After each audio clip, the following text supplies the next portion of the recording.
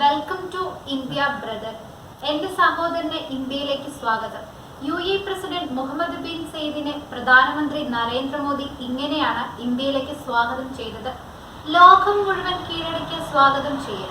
ഇരു രാജ്യങ്ങളും തമ്മിൽ ദീർഘനാളായി നിലനിൽക്കുന്ന ബന്ധങ്ങളുടെ തീവ്രത മുഴുവൻ നിറച്ചാണ് മോദി പ്രസിഡന്റിനെ എന്റെ സഹോദരൻ എന്ന് വിളിച്ചത്. ലോകം മുഴുവൻ മോദിയുടെ അഭിസംബോധന ശ്രദ്ധിച്ചു. വൈബ്രന്റ് ഗുജറാത്ത് ഗ്ലോബൽ സമ്മിറ്റിൽ പങ്കെടുക്കാനെത്തിയ ഭരണാധികാരിയെ എയർപോർട്ടിൽ മോദി നേരിട്ടെത്തിയാണ് സ്വീകരിച്ചത്. ഹസ്തദാനമല്ല, ആലിംഗനത്തോടെയായിരുന്നു മോദി അദ്ദേഹത്തെ വരവേറ്റത്. ഈ ചിത്രങ്ങളും വ്യാപകമായി പ്രശംസിക്കപ്പെട്ടു. ഗാർഡ് ഓഫ് ഓണർ നൽകിയാണ് ഇന്ത്യയുടെ അടുത്ത സഹോദരനെ ഇന്ത്യയിലേക്ക് സ്വാഗതം ചെയ്തത്. പ്രസിഡന്റിന്റെ സന്ദർശന വേളയിൽ സുപ്രധാനമായ കരാറുകളാണ് ഇരു രാജ്യങ്ങളും ഒപ്പിട്ടത്.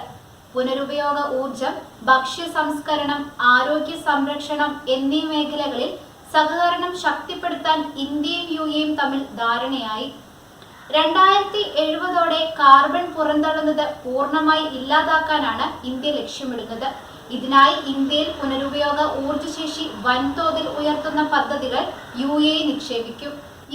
സഹകരണത്തോടെ കൂടുതൽ ഫുഡ് പാർക്കുകൾ വികസിപ്പിച്ച് ആഗോള ഭക്ഷ്യസുരക്ഷ ഉറപ്പാക്കും.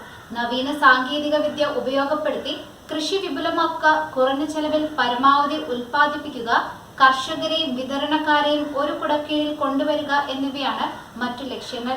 വ്യക്തിഗത ആരോഗ്യ സംരക്ഷണവും ചികിത്സയും മെച്ചപ്പെടുത്തുന്നതിനും ഇരു രാജ്യങ്ങളും കൈകോർക്കും. 2022 ഏപ്രിൽ മുതൽ 2023 മാർച്ച് വരെയുള്ള കണക്കനുസരിച്ച് ഉഭയകക്ഷി വ്യാപാരം $8,450 കോടി ഉയർന്നു. 2027 ആകുന്നതോടെ ഇത് 10,000 കോടി ഉയരുമെന്നാണ് പ്രതീക്ഷിക്കുന്നത്.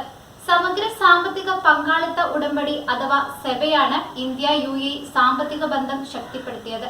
ചർച്ചകളിലും സഹകരണ കരാറുകളിലും തിളങ്ങിയാണ് 2022 ഫെബ്രുവരി 18 സെബ കരാർ ഒപ്പുവെച്ചത്. കരാർ ഇരു രാജ്യങ്ങളുടെയും വ്യാപാര, വാണിജ്യ, വിനോദസഞ്ചാര മേഖലകളിൽ കുതിപ്പുണ്ടാക്കിയെന്നാണ് വിലയിരുത്തൽ. ഇരു രാജ്യങ്ങൾക്കുമിടയിൽ വർദ്ധിച്ച സാമ്പത്തിക സഹകരണം കൂടുതൽ വിപുലപ്പെടുത്താനുള്ള ധാരണകളിലും ഒപ്പുവെച്ചു. ഇന്ത്യൻ, ഇമറാത്തി സ്റ്റാർട്ടപ്പുകൾക്ക് പ്രത്യേക പരിഗണനയും ആനുകൂല്യങ്ങളും ലഭ്യമായത് സെബയുടെ പ്രധാന നേട്ടമാണ്. യുടെ വിനോദസഞ്ചാര വിപണിയിലെ ആദ്യ 5 രാജ്യങ്ങളിൽ ഒന്നായി ഇന്ത്യ മാറി. ഇരു രാജ്യങ്ങൾക്കുമിടയിലെ വിമാന സർവീസുകളുടെ എണ്ണം പ്രതിമാസം 1,800 ഉയർന്നു. എണ്ണ ഇതര വ്യാപാരം 2023 പകുതിയോടെ 9,100 കോടി ദിർഹത്തിലെത്തി. ഇരു രാജ്യങ്ങളിലെയും ചെറുകിട ഇടത്തരം സ്ഥാപനങ്ങൾക്ക് പരസ്പരം കൈകോർക്കാനും വ്യാപാരം വികസിപ്പിക്കാനും അവസരമൊരുക്കിയതും സെബയുടെ നേട്ടമാണ്. 83,000 ഇന്ത്യൻ കമ്പനികൾ സുഗമമായി പ്രവർത്തിക്കുന്നുണ്ട്. മധ്യപൂർവ്വ മേഖല വഴി യൂറോപ്പിലേക്കുള്ള വ്യാപാര ഇടനാഴി വികസനത്തിന് ഈ സഖ്യം ഇന്ത്യയെ ഏറെ സഹായിക്കുമെന്നാണ് പ്രതീക്ഷിക്കുന്നത്.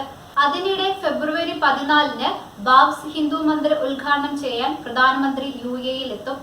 മോദി അബുദാബിയിൽ പൊതുജനങ്ങളെ അഭിസംബോധന ചെയ്യും. അക്ഷർധാം മാതൃകയിലുള്ള മധ്യപൂർവ്വ ദേശത്തെ ഏറ്റവും വലിയ ക്ഷേത്രമാണ് ബാബ്സ് ഹിന്ദു മന്ദിർ.